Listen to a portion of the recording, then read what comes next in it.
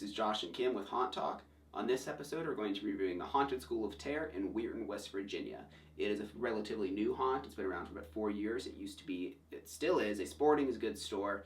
They just now also, in the Halloween or October season, I guess, they make it a haunted house. Mm-hmm. We actually heard about this place from Sean Norman when we were talking to him up at Wells Township, and he's like, "Oh, you should go check these guys out." So yes, they're very close. So yeah, they're close. So we just decided to swing up there before we went. Right, and we'll talk more about its value, but I'm just saying, I'm going to say right now, as I'm in mind, it's only $10. So if you go to Wells Township Haunted House, which I believe is a much more popular haunted house at this time, then you might as well check them out. They're like 15 minutes away for $10. Mm-hmm. So you're spending about the average of a regular haunted house to go to, too. Right, exactly. All right, so so I guess we'll just get right into the review of the place then. Okay, for actors, we did a 6.5. A lot of them were very B-movie-ish in kind of a charming way, though. Yeah, like everything, even the things that weren't that impressive, had like this adorable, heartfelt feel to it that was like, oh, this is nice. Yeah, and that was kind of the place overall. But the actors especially, like, they really tried. I wouldn't necessarily say that all of them, their performances were all good, but they were all interesting and kind of adorable. Yeah. Yeah. It was like a very B-movie feeling. Very which is, there's nothing wrong with that. I love B-movies. Yeah, which is nothing wrong with it, no. No. So, I mean, the 6.5 rating, I guess, just kind of comes from, comparing it to other places where the actor's energy is really high, but it's not necessarily their low energy, but they weren't, like, up in your face, really necessarily trying to scare you. A lot of them weren't. It was more of just a being there. Yeah, they were just, Yeah. But some of them did a pretty good job, regardless, not even with the B-movie thing, but most of them were that way, though. Yeah. Props we did an 8. There was a lot. Yeah, they had a lot of props. Quite a few props. Some of them, well, quite a few of them I think were homemade, but they also had a lot of things I recognized, but... Yeah. Which homemade props are, to me at least, really impressive. To know, like, you're putting this much time and effort into something. Right. And to have it come out right and good. Yeah, a homemade prop that isn't perfect still impresses me more than a prop you can buy that is, because it's just... Yeah. It's you just put more so of much... yourself into the homemade ones. Right, exactly. There's just so much more heart and feeling that go into the homemade, and you can really tell they care more than just going and swiping a card. Right. Then for design, we did a 7.5. I just want to mention one of the main impressive things about this haunt is their maze, which they change every year. Yeah. So I can tell you this, and it's not going to ruin it if you go next year. Right. But, not if you go next year.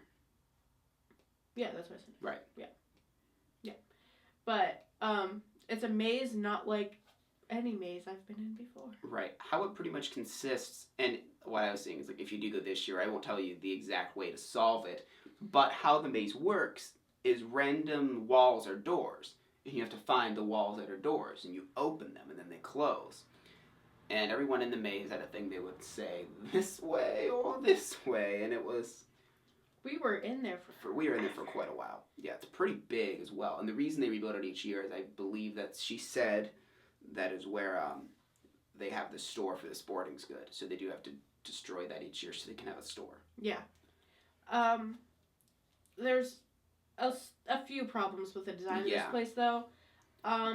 It's a little confusing. Yeah, how a lot of it works is because they haven't really made permanent wall structures. So you'll walk into rooms, and since it's a school, you're walking through a few different scenes, and you'll come back to, like, the same scene, but they'll close doors and open them, and this make you go a different way. And it happens, it's kind of like how the entire place works. Yeah, so sometimes you'll finish one section, and you'll come back to, like, this area where you see a scene that you've been through before. Right. And then some you're not sure if you've been through before, so it's a little confusing, like, well, I'm not positive where I'm going. Yeah, and the first time it happened, did we do something wrong? Did we go through the wrong door? And you're not. It's just it's just because you have to go through old scenes to get to the new ones to continue. Yeah, so that's a little confusing, but they do their best to keep it. Yeah, the lighting in the place is actually pretty cool. And they had a lot of really cool things, a little bit of uneven terrain, which is something we're a big fan of. Yeah. Overall, the design is pretty cool. There's just some flaws. I guess we were talking about props, but I know there was one thing which I forgot to mention. Like, they have, like, a crematory oven. They had a lot of things that weren't necessarily scary, but they were like, well, that's neat. Yeah.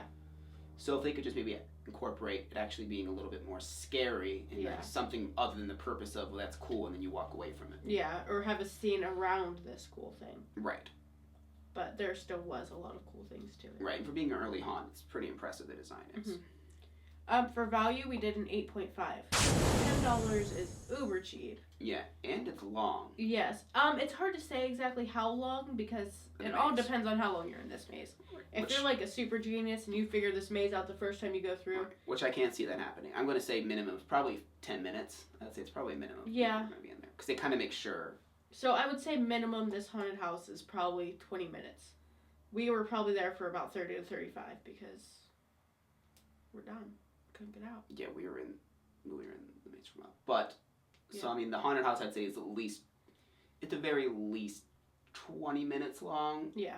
But I'm assuming it's going to be longer than that. 'Cause, I mean, the haunt itself before you get to the maze is still fairly lengthy. Yes. So it's really hard to say. I'm going to say anywhere from 20 to 40 minutes, though, is what you're looking at for the time to get out. And $10 for that is really, really a good deal. Yeah, and it's a good deal, and there's really no reason not to go to it for that price. Right. So. Especially if you're close to it. Right. Or in, like we said, going to Wells Township in that area. Right. And there's no reason not to check both those haunts out. We're not doing a review on Wells because it's in the documentary, which we'll talk about at the end of the video. So, I mean, that one's only $13. So, like, for $23, you get two really lengthy haunted houses. I would probably go to Wells Township first and early, though, because they get really busy, and then go to this place afterwards because it probably won't be as crazy busy. But. Yeah. Overall, we did a 7.5. There were some things I think in time will definitely get improved, but it also had a lot of... I enjoyed it completely. Yeah, it was a lot of fun. I enjoyed it. Everyone that was with us enjoyed it as well. Yeah, it was just a lot of fun. I mean, it definitely has room for improvement, but for not being very old, I can tell that these people know what they're doing, and they have the right mindset, so I'm really looking forward to going back there next year and continuous years, see how they improve each time. Yeah, definitely worth checking out. If it was like $20, I'd say, maybe, but for $10, it's definitely worth checking out. Yeah, I would definitely say go. Yeah. And I think that pretty much wraps it up for this review. And as I was saying earlier, make sure to check out our haunted house documentary, Haunt Behind the Scare, for all your awesome behind-the-scenes footage of haunted houses.